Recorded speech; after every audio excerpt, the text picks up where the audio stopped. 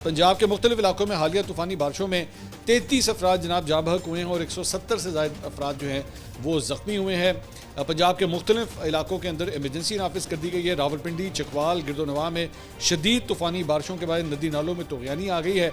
ये आप जरा ये फुटेज देखिएगा, ये भी एक नाले की फुटेज है जिसके अंदर पूरी ऑल्टो गाड़ी बह गई। सफ़ेद रंग की पूरी ऑल्टो गाड़ी है, देखें तैरती भी जा रही है और मतलब वो इस तरह जा रही है जैसे आप अंदाज़ा कीजिएगा कितना को पानी होगा, ये कितना ज़्यादा पानी होगा, इसका प्रेशर कितना तेज़ होगा कि मतलब ये गाड़ी ज़ाहिर बात है कोई चंद किलोग्राम की गाड़ी नहीं होती, टन के हिसाब से इसका वज़न होता है। ठीक है, मतलब मैं तो फिर भी शायद साइड से थोड़ा सा उसको 1-2 इंच उठा के इधर उधर कर लूँगा, लेकिन ज़्यादातर लोग जो हैं वो उनके लिए उठाना भी इसको मुश्किल होता है। ठीक है, लेकिन ये पानी इस तरह लेके जा रहा है जैसे पता नहीं कोई वो कागज़ की कश्ती होती है, इसको उठा के इस तरह लेके।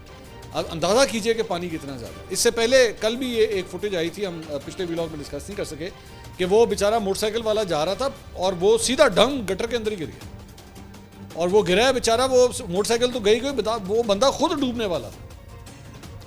और इसके अलावा और बहुत सी फुटेज आई। यहीं पे एक और जो है वो एक फुटेज जो है और भी आई है। रावलपिंडी, इस्लामाबाद, नवाई इलाकों में तूफ़ानी बारिश की वजह से नाला लई में पानी की सतह 21 फुट से तजावुज़ कर गई और वहाँ पे दर्जनों गाड़ियों को नुकसान पहुँचा। चक्री के इलाके लादिया में फंसे 19 अफराद को जो है वो वहाँ से रेस्क्यू किया गया। ख़ास तौर पे आर्मी का हेलीकॉप्टर जो है वो वहाँ पे आया और एक एक करके, ये आप फुटेज देख रहे हैं, एक एक करके जो है इन लोगों को वहाँ से महफूज मुकाम के ऊपर पहुँचाया गया और लोगों को बचा लिया गया। खुदा का शुक्र है कि इस जगह के ऊपर जो है कम से कम वो हेलीकॉप्टर आया, वो सवात वाला जो है वाक़या दोबारा नहीं हुआ।